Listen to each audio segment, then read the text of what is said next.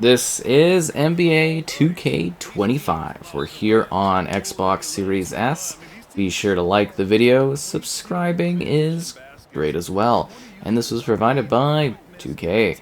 Let's dive in and take a look at this year's, well, basketball simulation entry, which is honestly playing it pretty safe in comparison to previous releases, being very similar to what we've had in the past. So if you are used to playing on the Series S, nothing is totally radically different this time around, outside of refinements to the overall experience and changes in some of the modes. But from a technical standpoint, it's very much what we've had over recent years for the Series S, and since the current generation of, well, basically the console gaming has basically had in terms of visuals, presentation, and everything like that, which is not bad because it's pretty top tier gameplay wise. So you're able to play alone, and you play it locally with up to 4 players, you can play online up to 10. It has the typical options in regards to gameplay and a fuller focus on cross-play experiences in terms of multiplayer and the integrations for multiplayer across the board. And it's sort of segmented into a bunch of different game modes and sections, which we'll be diving into as we talk about this from a review standpoint. So first off, from a graphical technical point, it's 1080p, 60 FPS, there's HDR support. Looks good, plays fine.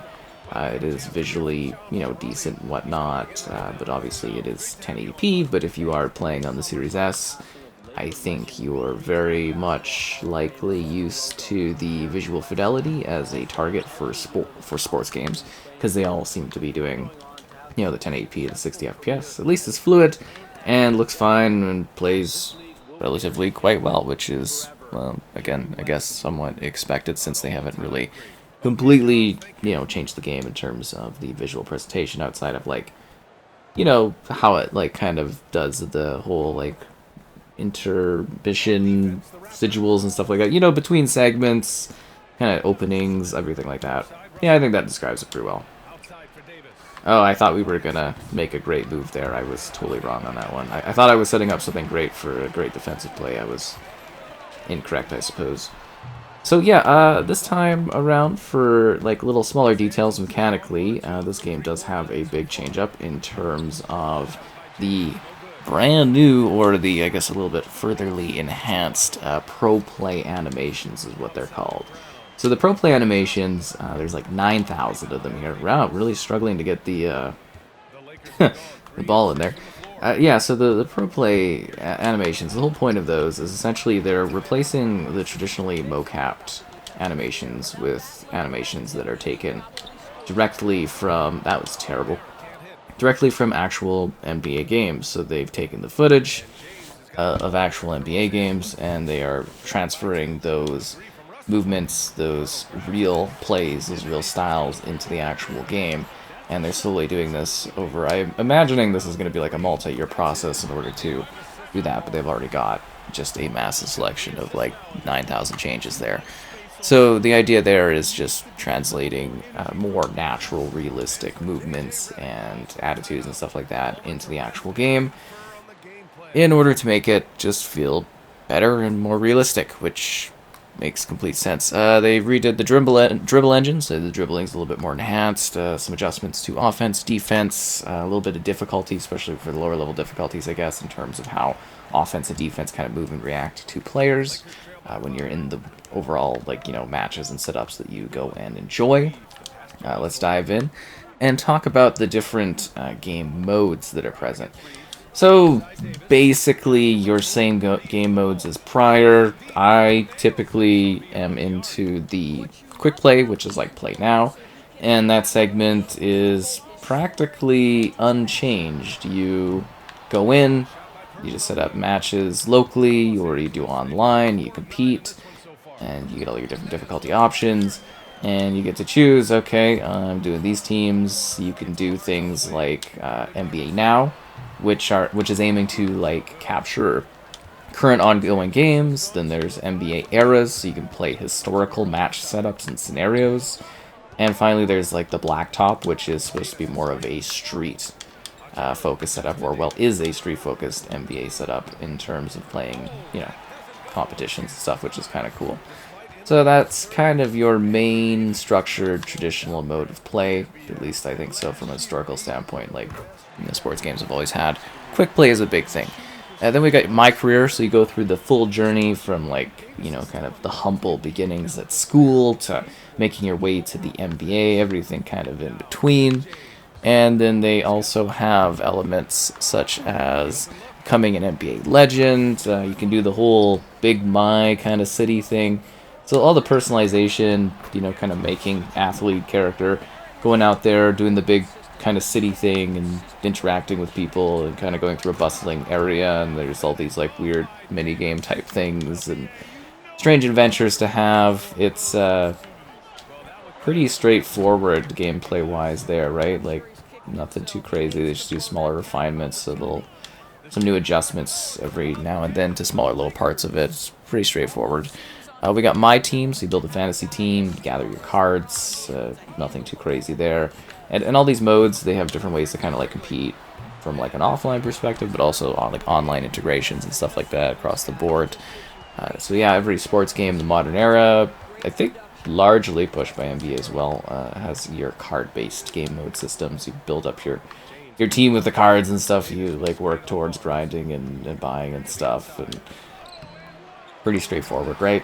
Card rarities, upgrades, all that stuff. I'm sure you're pretty much used to it at this point. I certainly know I am across the sports experiences, what you sort of get in the different games, right? And then we've got the My NBA, which is kind of like eras of things going on. So My NBA, you build a dynasty, explore historic eras as well. Pretty straightforward.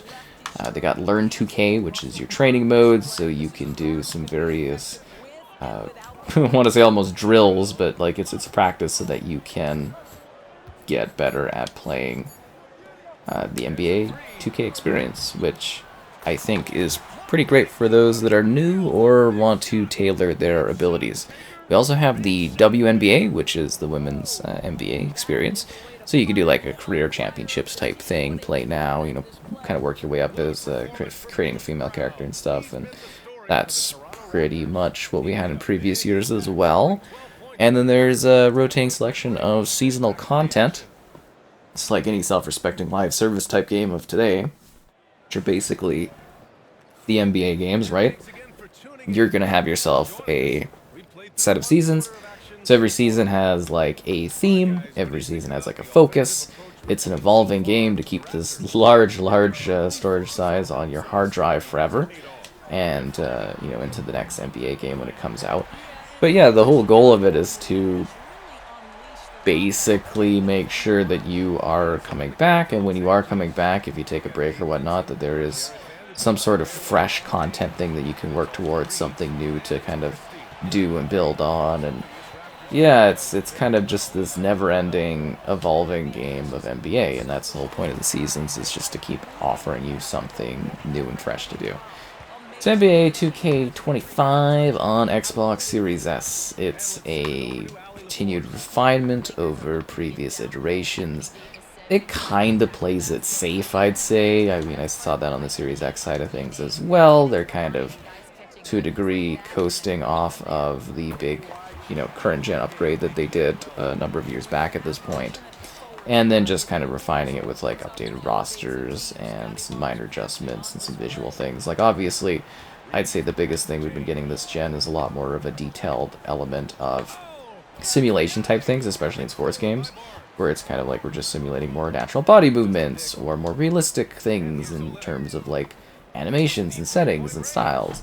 That's kind of the big thing and the big draw for the technology we've got here. But I don't know what else you really add game mode wise. I'm sure some people have little things here or there they'd like to see, but it basically is a complete simulation of basketball. I struggle to see what they could really specifically add to change things up too much. They play things relatively safe, but it gets the job done.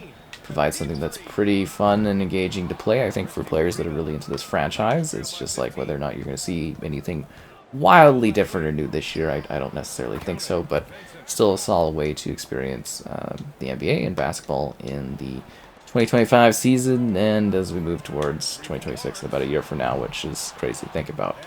At this point, I'm just going to leave you with some non-commentary gameplay so you can see some more of it in action and get a feel for it on the Series S. Paper, Greg, this might seem like a potential blow, but anything can happen in this NBA. Kevin, we see upsets happen all the time.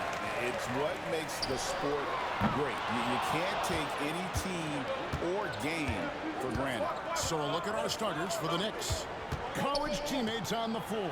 Brunson, DiVincenzo, Bridges, and Hart. And it's Randall in its center. Now, Vassell, following the miss by Julius Randle from deep.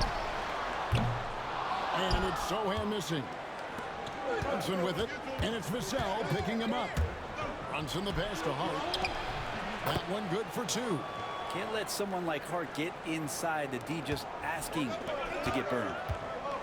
Here's Sohan. Good, and Paul gets the assist. When he's hitting that shot, this offense becomes scary, even more difficult to defend. Yeah, no question. When he is connecting from those kind of spots on the floor, it is just a huge boost for what they can do offensively. Vassell, and again, it's the Spurs from deep.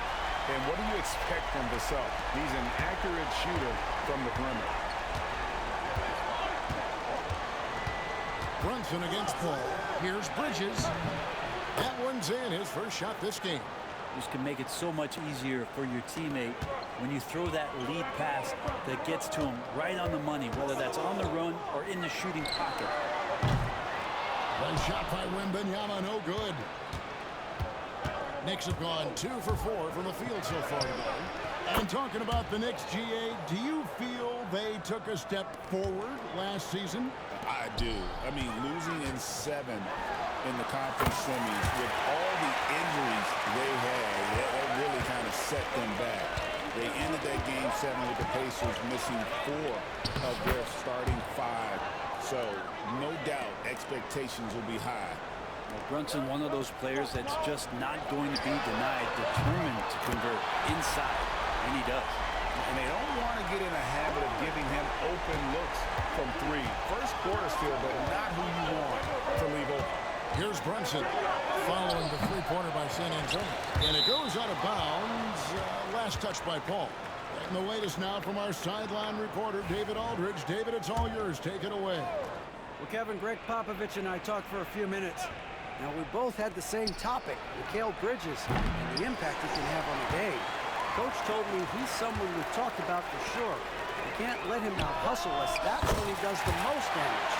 We'll see if they can match Bridges' energy. Guys? Thank you, David.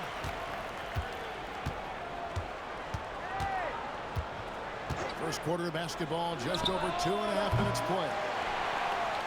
San Antonio leading by 6. Here's Vassell. No good from outside. The Knicks have gone 4 for 9 from the field to start this game off. Bridges shot. Good. Well, Bridges is down low, doing a great job of just pounding the defense. Makes the shot. And we've got a timeout from Greg Popovich. He's made the decision. He wants to huddle up with his guys.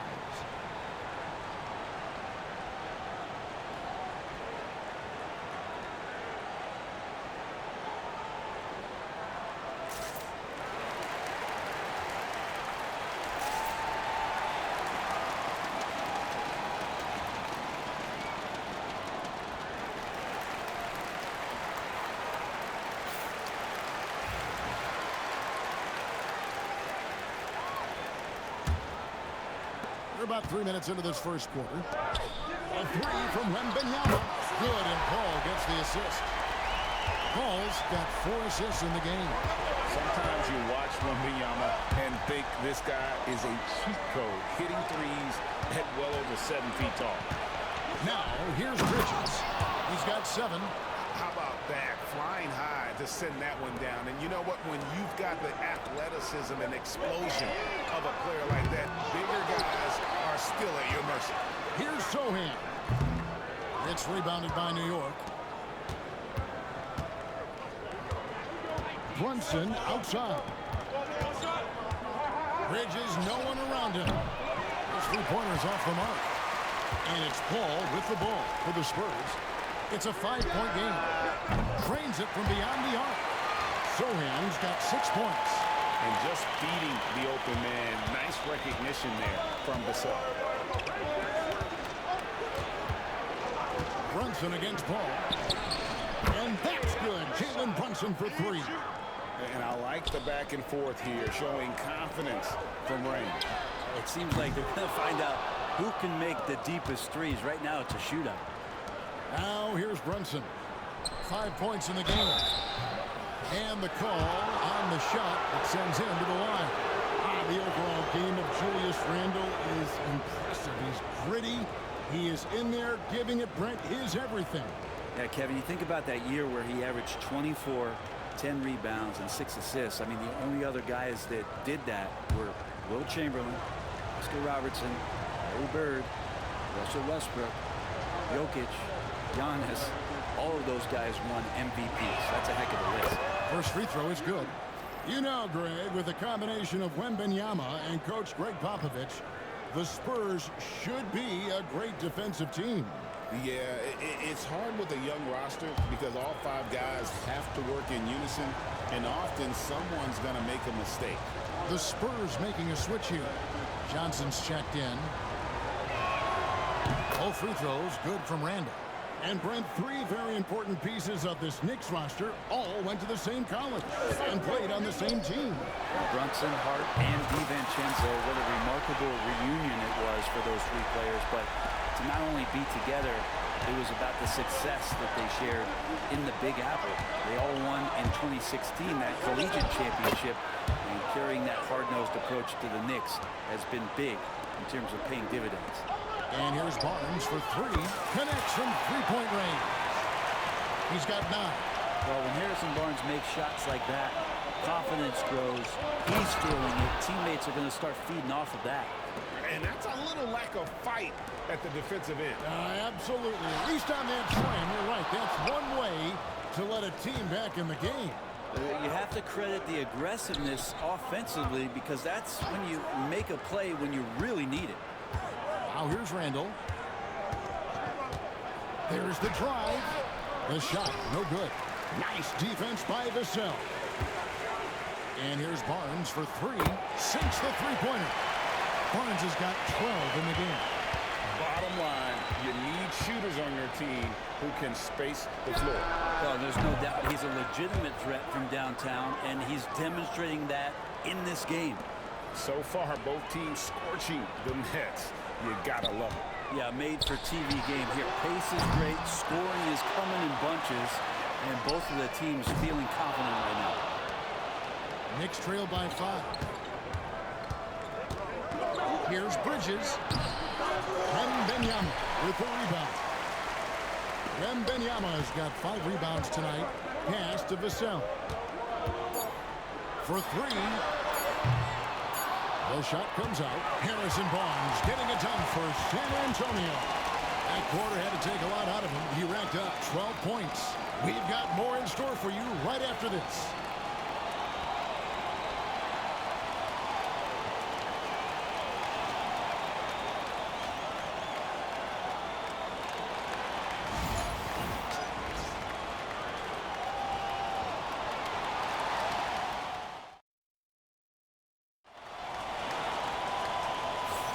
And for those of you just tuning in, the second quarter of action is where we're at right now. And a moment here to take a look at the scoring breakdown for San Antonio. They've looked to fire as much as possible from outside the arc, and so far, they are hitting at a high clip. So much good energy and flow tonight, and that has really come out of great ball movement. Guys have been open, and as soon as they are, they get the ball. Vassell on the wing along with Johnson. Harrison Barnes is out there with Victor Wembanyama. And it's Paul in at the 1. That's the San Antonio 5. Here's Wembanyama for 3. Good, and it's Barnes picking up the assist. 12 points for him. And a monster game for Wemby with the matchup issues he creates. I'm not sure anyone in this league can stop him when he's on. And while we've got a moment, let's send it over to our terrific reporter, David Aldridge. David? Hey, Kevin. Greg Popovich is guiding a young Spurs team that's hoping to return this franchise to the dominance. It saw 5 titles since 1999. Pop said the standards haven't changed. Be very direct, demand, be fair, and love them. They got to know you care about them. So it's all the same formula from 25 years ago to today.